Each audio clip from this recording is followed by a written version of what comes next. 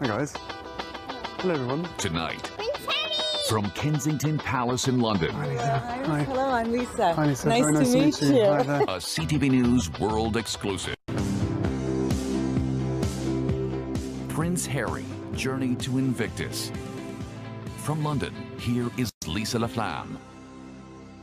Good evening, and thank you for joining us tonight, where it all started for a young royal born into a title and a charmed life. For Prince Harry, that privilege is also a responsibility and really only became meaningful when he used it as a platform to shine light in some dark corners, a lesson he learned from his late mother, Diana. Tonight, a revealing conversation with the prince about his priorities, his passions, and the people who inspire him most.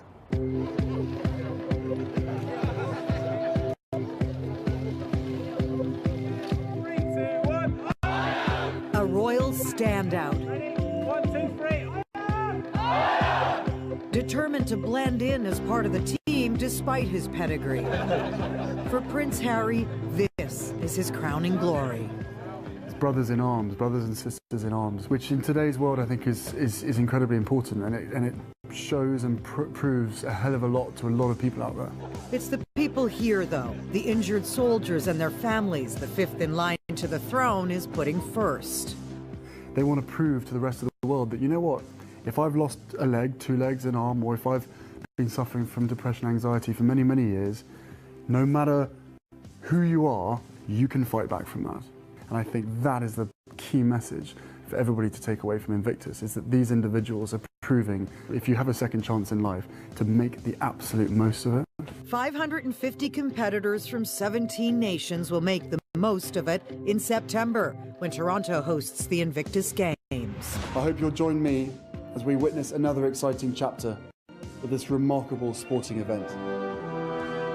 Prince Harry's vision for Invictus goes well beyond sport. Launched in London 3 years ago, in a relatively short time, it's become an inspiring movement to empower wounded military veterans to get back in the game.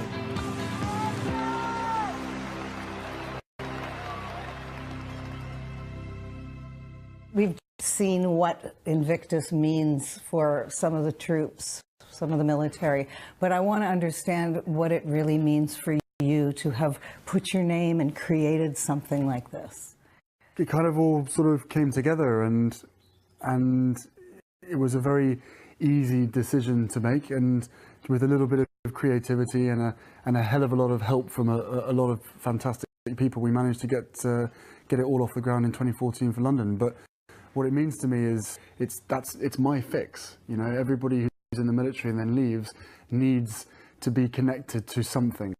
I've just sort of created my own thing to get them all to come to us, and you know, we got more nations than ever before, 17 nations coming together, and no matter what country they're from, everybody, it's a meeting of minds. Everybody knows what they've been through. Everybody, you've all kind of done similar training, you've probably had similar experiences, and that's what I love.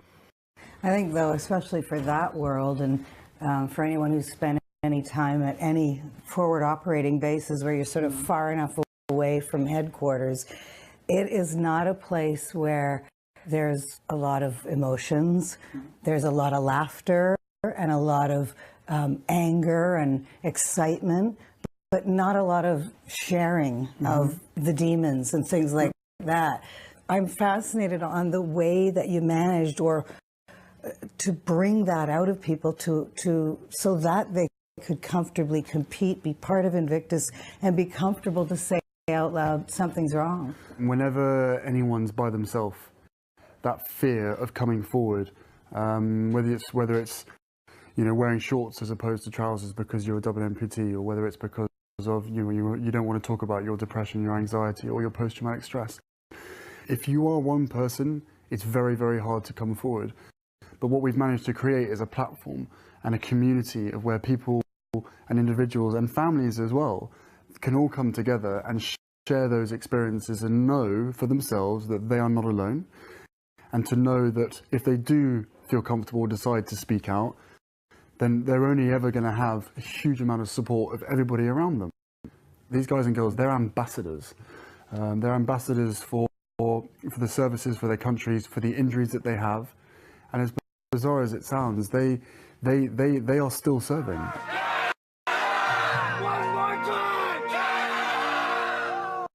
No matter how much their body is in pieces, or whether their mind is, you know, all over the place, they are still serving. And therefore, they will do everything they can to make sure that other people, including civilians, mostly civilians in this case, don't go through what they've had to go through. This Invictus Games was always about them, but now what's happened is it's flipped on its head, and all they want to do is put on a show for everybody else and thank everybody for all of the support and all of the funds that has helped them get to where they are now. And what better way than to do it in this year in Canada, in Toronto, with 17 different nations coming together, fighting it out on the battlefield, on the sports field. Sorry, and after, but that's a fair. That's a fair analogy. Do you know what I mean? It is war when you're out there. It is war on the battlefield, but I promise you, these guys, they'll knock each other out, or they'll knock each other over in wheelchair rugby and wheelchair basketball. But the person who knocked them out will probably be the first person to pick them up, and that's what sport is about, and that's what these guys and girls are linked by. Is this? We've been on the battlefield together. We fought together. We're now recovering together, and that's what it's all about. And it's our opportunity. We're lucky enough to see them do what they do best. After 10 years, knowing what those guys and girls have gone through, meeting so many of their families, and knowing the background of how they've got to where they've got to, and also seeing some pretty horrendous stuff in Afghanistan as well. I know what these guys have been through. I've done the same training as them. I've done 2 tours of Afghanistan. I've seen some pretty bad stuff, and I've got really good friends in the military. So if you combine all that together, then what better way than to use my position to create a platform where they can shine and where they can use sport as part of the rehabilitation, not only for themselves but for their families as well. It's interesting because you're 10 years in the Army. I wonder if that made the most free. Yeah, no, definitely. It is a huge sense of freedom. And when I left the Army, people said, "Why did you leave?" I said, "Well, you know what? There's many reasons, but one of the reasons that I've never talked about is it can actually be quite selfish, because, you know, depending on what your job and what your role is, you want to have fun. You want to drive a tank. You know, it's all the stuff that you end up. It's also doing. An escape. Let's face it. It is I mean, I think also, it's one of the great ironies. You go to war to find freedom from a life in a box sort of thing. Yeah, no, exactly. And once you put on that uniform, your identity, or how people perceive you, is certainly left behind. And I think once you're wearing that uniform and you're the same as everybody else. And I convinced myself for 10 years that while I was there, I was one of the lads, and I was doing a job and I had a role. And in order to do that role, I had to go through the same training as everybody else, and to try and get to the top and try to be the best pilot, to do this, to do whatever it is. I was fortunate enough never to have to see my friend or colleague blown to pieces. I never had to be that person who had to put a tourniquet on my buddy to try and save his life and stop him from bleeding out. That's training kicking in. And those individuals have to do that on the battlefield, and then put that person on the helicopter and then carry on with the job. You have to cut emotion out of it. You have to. The training kicks in. This is the job. This is what we have to do. And then when it comes to carrying out, you know, operations, then you want to make sure that you're on the bus. You want to make sure you're on that plane flying over there, because for one reason and one reason only, you've done the training, and you want to be there to help the guy and the girl, whoever it is, for the people, you know, your brothers left and right of you. That's what it comes down to. One of the hardest bits is when you hang up that uniform, you are taking your cloak of invincibility off. And for so many years and for so long, you've only ever known to think like you are invincible. And then all of a sudden, there's a chink in your armor, and people are scared. People freak out. But it's okay. While you're wearing that uniform, that's okay. But there are certain times, there is a certain time and a certain place where you have to come to terms with the fact that actually you need to talk to someone. You need help, whether it's physical, whether it's psychological. And just because that's all finished in certain areas, but still continuing in other areas, that doesn't mean that everybody's fixed and everybody's well. Invictus is Latin for unconquered. And Natasha Dupuis, co-captain of Canada's Invictus team, lives that strength in adversity with every breath, every lift, and every run. Further away from the trauma of war.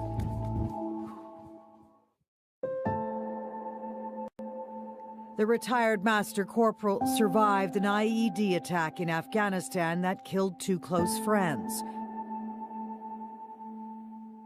I would say the hardest day of my life. Her scars are not visible, but they run deep. 2 of my colleagues died on that hill. Why them and not me, you know?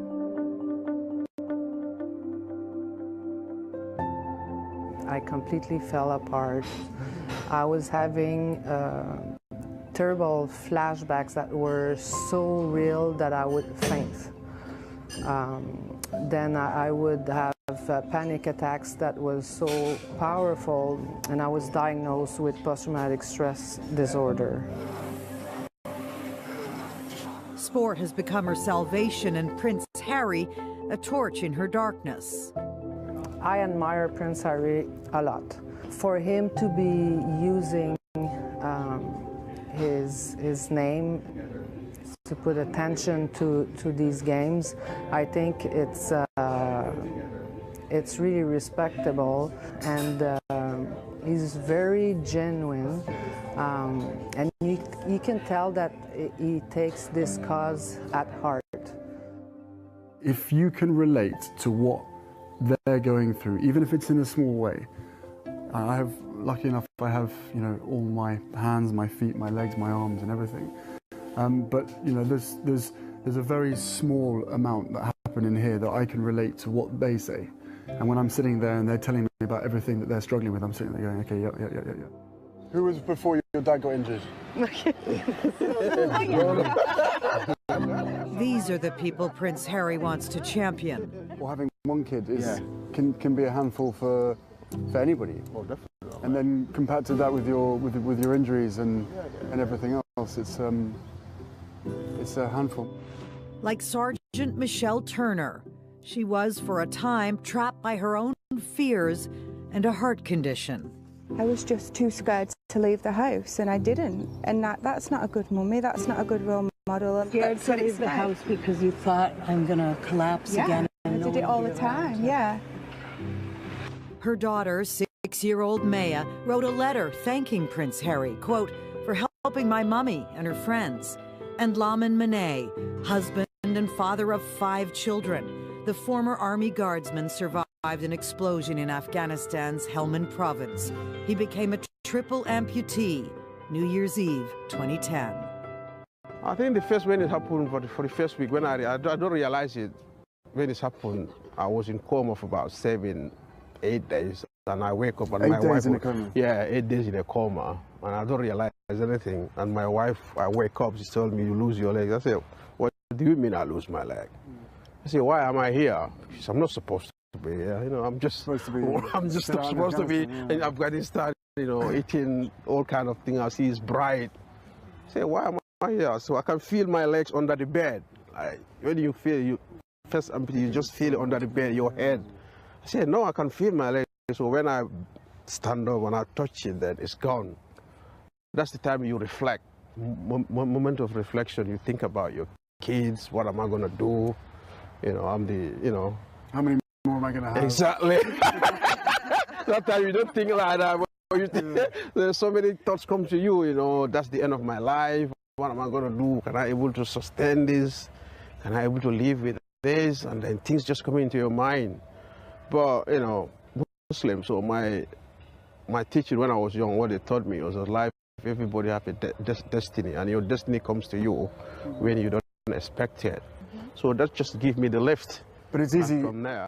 once you realise what your injuries are. It's easy to get into a negative spiral. Oh, definitely, definitely. And if you don't get the support at that point, like if I got people around me who are saying, "This is so bad, why does that happen to you?" I might never get out. Seems like that's what Invictus is all about, is bringing the family together as a support system. Was that always part of the plan? I think everyone's family support system was always there. What Invictus has done has brought the injured, the wounded, injured and sick together for them to be able to have a focus and using sport as part of their rehabilitation. The amazing strength and that amazing bond, which basically means that no matter whether you have a partner, a girlfriend, a boyfriend, a husband, a wife, kids, lots of kids, no kids, whatever, it's that bit, it's that mental strength and that ability to be able to bring yourself back from really being rock bottom. Did you envision yourself an athlete, Michelle, when all this started? Least competitive person ever, but now I'm getting that like competitiveness, and like I'm doing rowing and swimming. That freedom that you have when you're in the pool. Yeah. I mean, unless you've been injured, unless you've been through what you've been through, yes, fine. Lots of people will say, "Oh, no, I love swimming," but to actually really, really love swimming and get that much freedom out of it, no one will ever be able to understand. Yeah, exactly, and know that you're so safe, because for me, water adds another element of something bad could happen. So I know that Invictus, I am completely safe, and they have eyes on me all the time, and they're like, "You can do it." And at trials, I didn't think I could do it. I just had this like wave of, "I can't do this, I can't do this." I just thought I can't, and they made me do it, and I did it, and it just was the most amazing feeling. But when I'm doing sport, I feel relaxed, feel confidence. I can jump, I can smash things. It's a way of getting something out of you and try to sort that. And you meet with people as well in a group where you never met before. That's why Invictus bring people from different things and then do so many things you couldn't do when you are by yourself. Sport is for everybody. It doesn't matter how big or how small, how tall or how short you are. It doesn't matter what your beliefs are. Sport brings everybody together, and it is a platform where you, however much you put into that, you'll get out of it. And therefore, it's down to individual characters. That's why I love Invictus so much, is because you guys get to shine. But Invictus teaches us that we can, and everybody there have got all like physical injuries, mental injuries. Like, you can't see my injury, it's inside. So, and you think, "Oh, I shouldn't really be here, I really shouldn't be here." And then they teach you then, yeah, you absolutely should. And I've helped people and they've helped me. And Well, that's a really, really powerful thing you just said. So, because some people have, you know, obviously obvious scars and others are invisible, there was a moment you felt you didn't belong? yeah, everybody does. Yeah, When they turn up at them camps, yeah, everybody... because happen, yeah. Because for me, if people look at me, they know that I got one hand, no legs. Nobody see what she's going through. It's not about physical, it's about mental health. And that's what people have to understand. You've kind of hit the nail on the head. People start comparing each other, going, "I don't deserve to be here." And also, you know, across the recovery centres as well, people saying, you know, "No one knows what's going on inside my head." And the psychological injuries can be a lot harder for people to come to terms with, and harder to be able to explain, because as Lamin says, everyone knows that he's missing his arm, everybody knows he's missing his legs. But during that process, if I'm right in saying, when you were lying in bed, you go through a mental process, which probably makes life a little bit easier. Whereas other people have struggled in this kind of environment, and it hits you like a train, and then you never know how to recover. But that's when you bring everybody together, and from this time around, 17 different nations, you suddenly go, actually, you know what? I'm not one person here struggling. I'm not one family struggling. These are 550 competitors and their families, all who know exactly what I'm going through, or who can help each other. Welcome back to the British capital. So much living history in this city, and they'll be revisiting a painful chapter this summer. 20 years since the passing of one of the most adored figures in the royal family, Diana, the People's Princess, mother to the heir and the spare.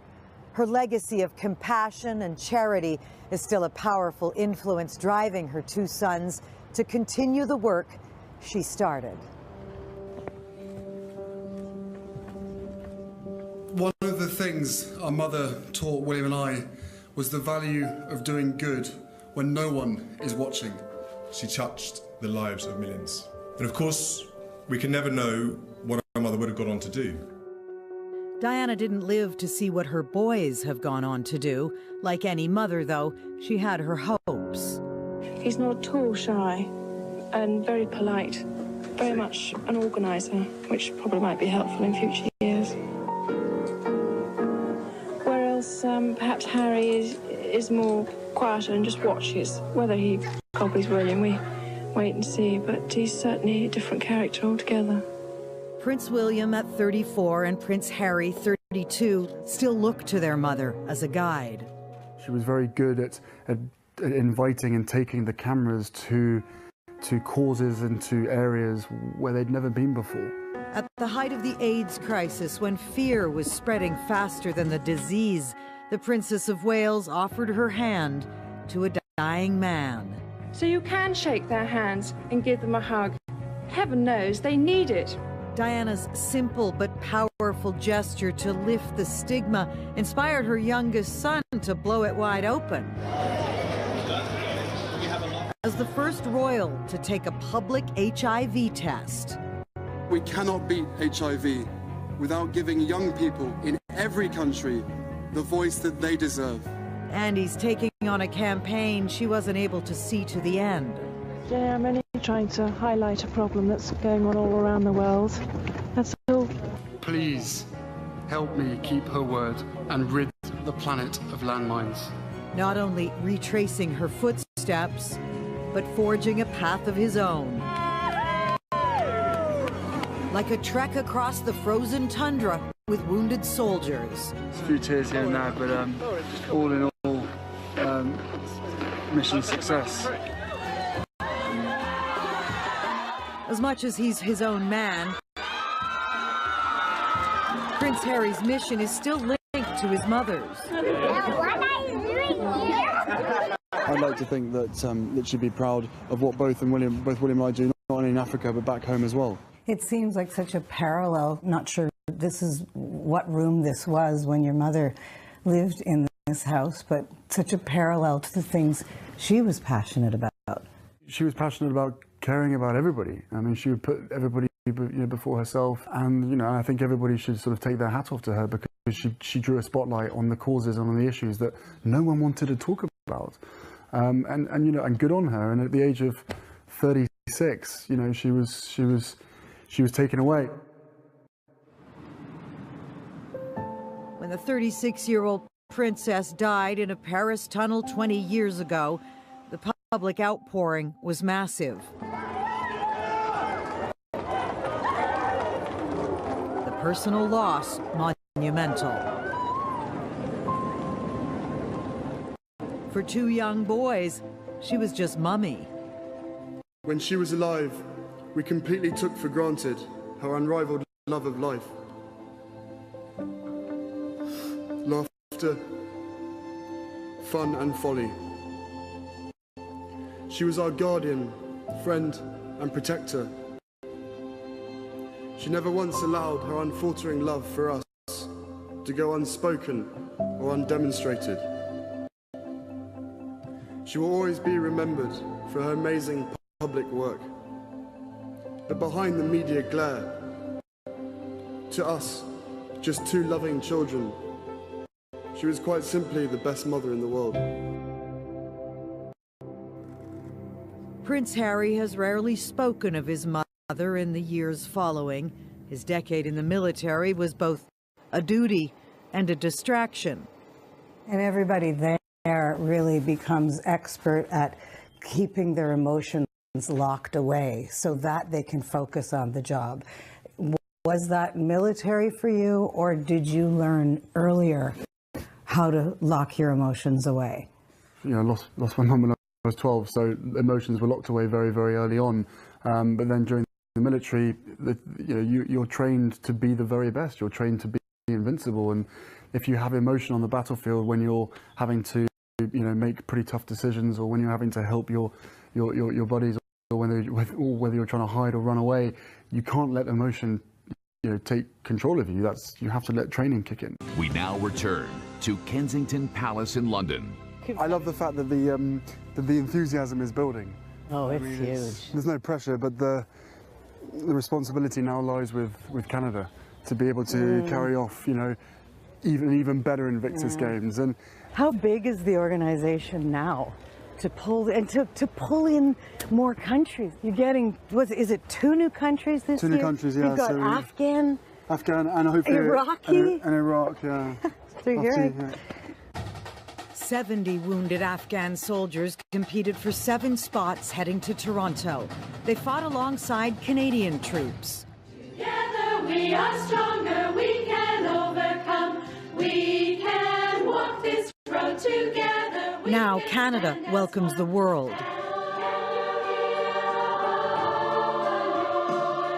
The Canadian Military Wives Choir follow a tradition that started in the UK as a community that connects through music, a ready-made support network. We rise again in the waves out on the ocean. To Tracy Lively, wife of an injured vet herself, Invictus is part of her calling. What that means to the wounded warrior, to feel like they're not discarded, that they are part of society, and they are functional part of society. It's very personal. It's very personal.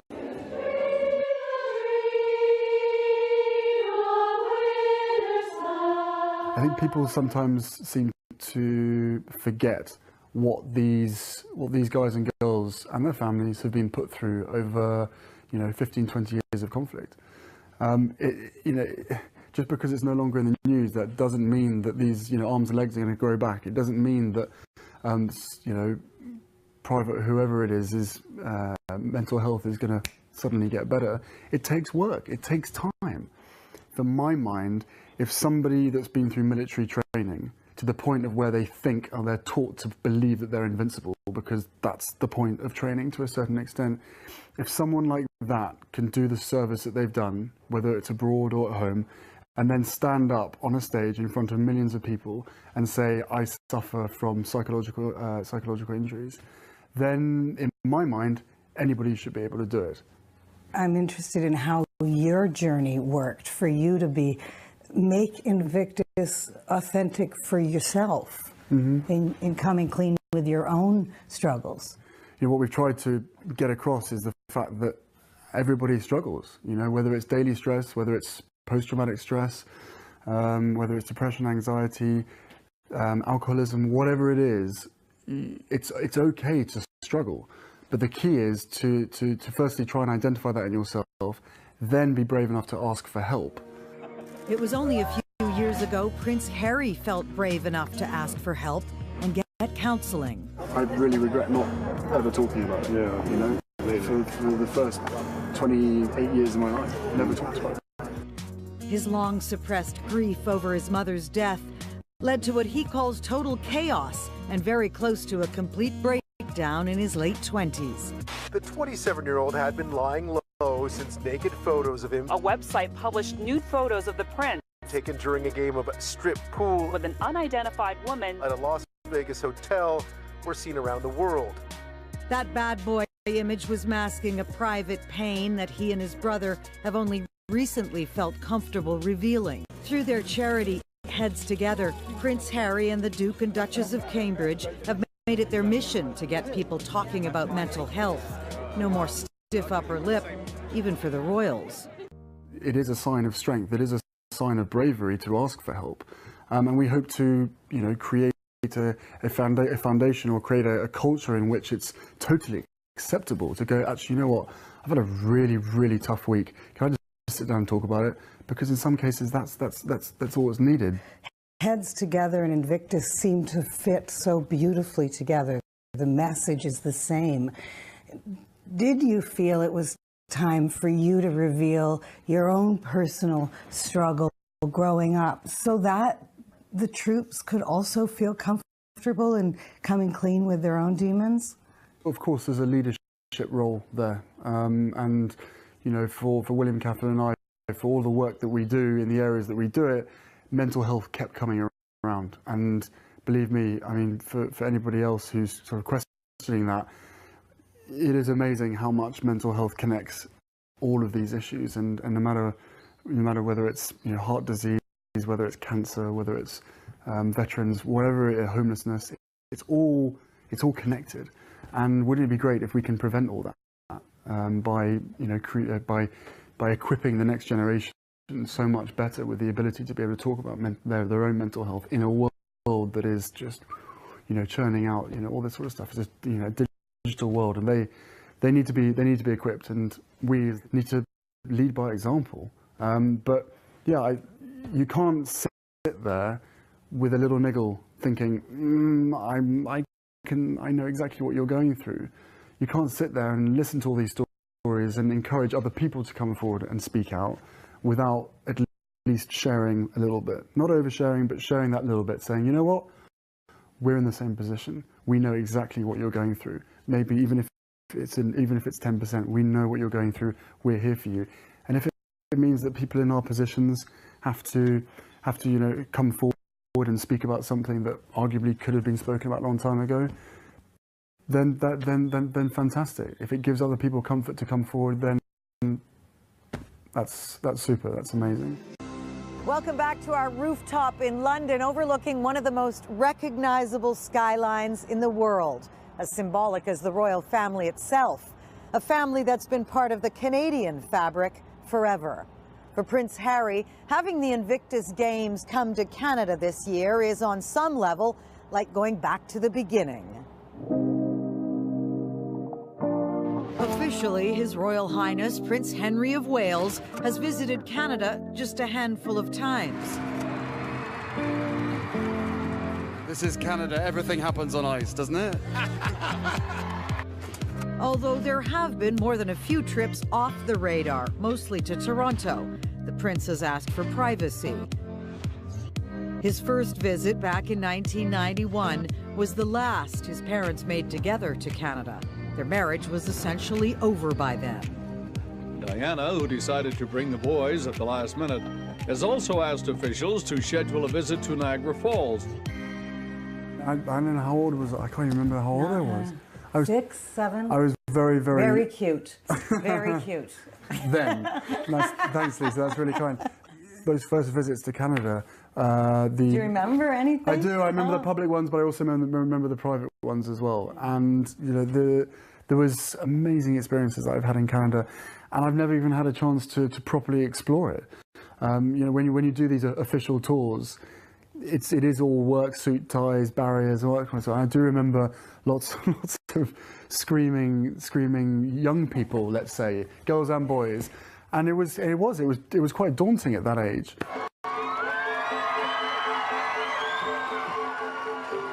But I remember the photographs of me there, a little ginger pudding bowl haircut, and walking around, like a little blazer with little brass buttons, and going around. It was one of the first overseas engagements that I'd ever done, I think, and it was completely overwhelming. The picture I remember is I think you're at Niagara Falls. One thing I will always, you know, hold close to my heart is that love that Canada has for the Queen and for her family as well, and hopefully for the UK, because the UK absolutely adores Canada and everything that you guys have to offer. So I think there's a really special bond there. It's a beautiful relationship, and long may it last. For the games and the passion Canadians have, what are your expectations?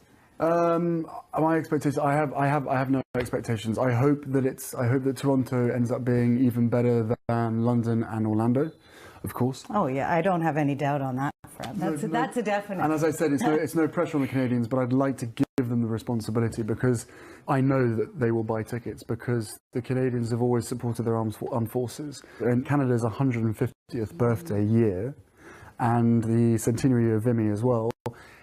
The timing is right. So I would urge people to take this opportunity to bring your family, bring your friends, bring your kids, and come and be part of something really, really special because you literally have the opportunity as an audience, as we do, and I've seen plenty of it. You sit there, you may well have a tear coming rolling down your face, but you will have a chance to be part of something really special, and you will see lives being changed on the sports field or in the pool or wherever it be, and the strength of the human spirit shown on that field. So it's an opportunity that I certainly would encourage everybody to make sure they don't miss. And the most amazing thing is it's unbelievably competitive sport. These guys are, they don't want sympathy. It's military training. They don't want sympathy. These people have been trained to, no matter what, push through everything. And they've all appreciated that they've got a second chance in life, and they're sure as hell going to make the most of it.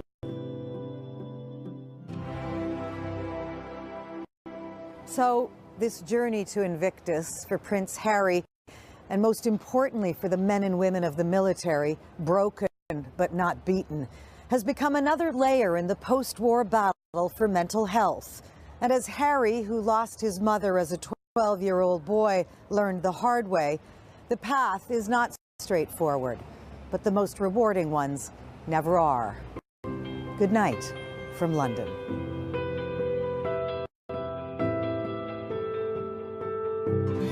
Who's who? This is Nata. Hello, Namaste. Nice to meet you. Maria. Hello, nice to meet you. Abu. Everyone. And Musa. You've got so many children now. Yeah, I got 5, yeah. Thank you. It's great. Wait till you get in the shot, it'll be gold. Stefan says it's great. Good answer. He's our Steven Spielberg. Have you ever had a Tim Hortons? Tim Hortons? Okay, there's my answer. I love that video that you did last year with your grandmother. How do you beat that? Because it was so awesome. We've got an idea to do something, but it's I can't ask her to. Oh, that really was the top